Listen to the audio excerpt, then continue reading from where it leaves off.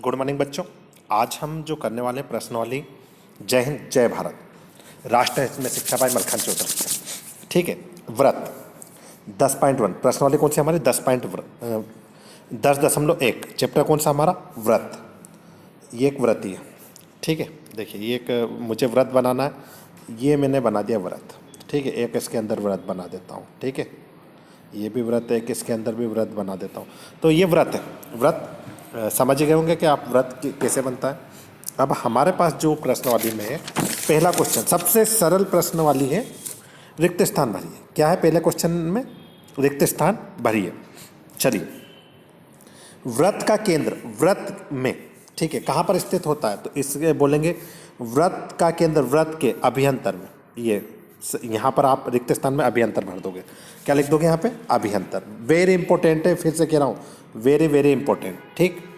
अच्छा, सेकंड, एक व्रत, एक बिंदु जिसका व्रत के केंद्र से दूरी त्रिज्या से अधिक हो तो व्रत तो कहाँ पर स्थित होगा? तो हम सभी को पता है कि व्रत कहाँ पर स्थित होगा। तो इसमें आप क्या लिख दोगे? बहिर्भाग। क्या लिखोगे? देखो, फर्स्ट में अभियंतर था, दूसरे में बहिर्भाग। तीसरा, व्रत की सबसे बड़ी जीवा। क्वेश्चन देखिए, फिर से गौर कीजिएगा। व्रत की सबसे बड़ी जीवा, तो देखिए ये एक मान लो एक व्रत है। अब इस व्रत की मैं यदि सबसे बड़ी जीवा की बात करूंगा तो ये व्रत की सबसे बड़ी जीवा होगी। और व्रत की सबसे बड़ी जीवा को क्या कहते हैं हम? तो हम इसे, ये जो व्रत की सबसे बड़ी जीवा है, इसे हम कहते हैं व्यास। क्या लिखोगे? इंग्लिश में डायमीटर कहते हैं, व्यास। और व्यास का मान हमेशा रहता है 2r। क्या रहता है? 2r। तो यहां पर व्यास लिख दोगे आप। क्या लिख दोगे? व्यास। समझ में आ गया? ठीक है।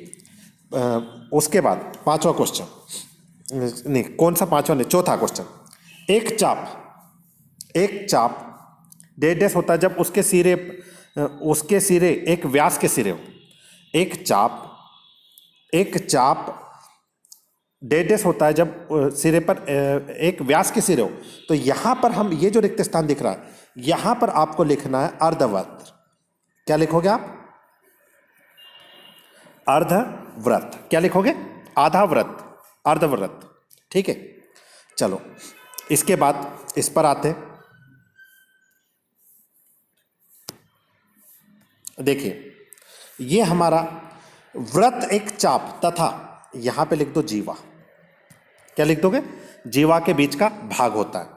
ठीक है। तो यहां पर क्या आ जाएगा? जीवा। एक व्रत जिस तल पर स्थित होता है उसे अनंत, यहां पर क्या आ जाएगा? अनंत। क्या आ जाएगा? अनंत। ठीक है। सेकंड क्वेश्चन, लिखिए कि लिखित सत्य असत्य अपने उत्तर का कारण दीजिए। ठीक है। तो किसी व्रत के केंद्र पर बिंदु को मिलाने वाले रेखाखंड व्रत की त्रिज्या होती है, तो बिल्कुल सत्य है। क्या लिखेंगे हम? फर्स्ट सत्य। ठीक है। क्या हो जाएगा? फर्स्ट सत्य। चलो सेकंड पर आते हैं। सेकंड क्या कहता है क्वेश्चन? एक व्रत के समान लंबाई की परिमित जीवाएं होती, बिल्कुल सत्य है। ये भी क्या हो जाएगा अपना? सत्य। तीसरा क्वेश्चन, मतलब यहां पर आप क्या लिख दोगे? सत्य। अच्छा, यदि तीसरे क्वेश्चन को देखिए, यदि व्रत को 3 बराबर चापों में बांट दिया जाए तो प्रत्येक भाग दीर्घ चाप होता है, तो इसको लिख देंगे अपन असत्य। क्या लिख देंगे? असत्य। व्रत की एक जीवा जिसकी लंबाई त्रिज्या से 2 गुनी हो तो व्रत का व्यास क्या रहेगा? व्यास है, बिल्कुल सही है, ये सत्य है। मतलब चौथा भी क्या आ जाएगा अपना? सत्य। चलो पांचवें पर आते हैं। त्रिज्याखंड जीवा एवं संगत चाप के बीच का क्षेत्र होता है, तो इसके अंदर भी चौथे को हम क्या कर देंगे? पांचवें को सत्य। नहीं, पांचवा असत्य रहेगा, ये असत्य आएगा। त्रिज्याखंड जीवा के हो ही नहीं सकता ये तो। व्रत एक समतल आकृति होती है, तो बिल्कुल सत्य। ठीक है। एक बार फिर व्रत बना देते हैं, ये व्रत हो गया। चलो आज के लिए इतना ही। जय हिंद जय भारत।